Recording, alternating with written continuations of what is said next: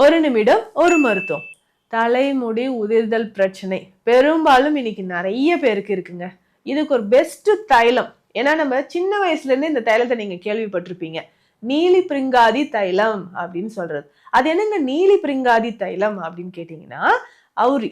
நீலி அப்படின்னு சொல்றது அவுரி மூலிகையை சொல்றோம். பிரிங்காதி அப்படின்னு சொல்றது கரிசலாங்கண்ணி. இப்போ பெரும்பாலும் இந்த வேர்டு நீங்க கேள்விப்பட்டிருப்பீங்க. பிரிங்கராஜ், பிரிங்கராஜம் அப்படின்னா கரிசலாங்கண்ணி தாங்க.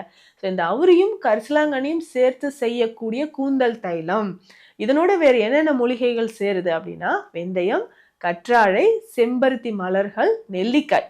இது எல்லாமே சேர்ந்து தேங்காய் எண்ணெயோட காய்ச்சி செய்யக்கூடிய தைலம் தான் நீலி பிரிங்காதி தைலம் அப்படின்னு நம்ம சொல்றோம்.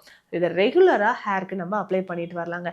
இன்னைக்கு நிறைய பேருக்கு சொல்றீங்க இல்லையா, பாருங்க டாக்டர் எனக்கு வந்து காட்டுவீங்க, பாருங்க டாக்டர் எனக்கு தலையில அப்படின்னு சொல்லிட்டு ஹேரை கொஞ்சம் ரிமூவ் பண்ணி காட்டும் போதே உள்ள நிறைய கிரே ஹேர் இருக்கிற மாதிரி இருக்கும், டேண்ட்ரஃப் நிறைய இருக்கும். இதுக்கு எல்லாத்துக்குமே இந்த நீலி பிரிங்காதி தைலத்தை நீங்க பயன்படுத்தலாம். ஸோ ரெகுலரா இந்த நீலி பிரிங்காதி தைலம் பயன்படுத்திக்கிட்டே வரும்போது பொடுகு பிரச்சனை, தலைமுடி உதிர்தல், நரைமுடி சார்ந்த பிரச்சனைகள், இதற்கு எல்லாத்துக்குமே இது ஒரு சிறந்த தீர்வா இருக்கும். கண்டிப்பா ட்ரை பண்ணி பாருங்க. இந்த மாதிரி பயனுள்ள மருத்துவ தகவல்களுக்கு நம்ம பேஜை ஃபாலோ பண்ணுங்க. நன்றி.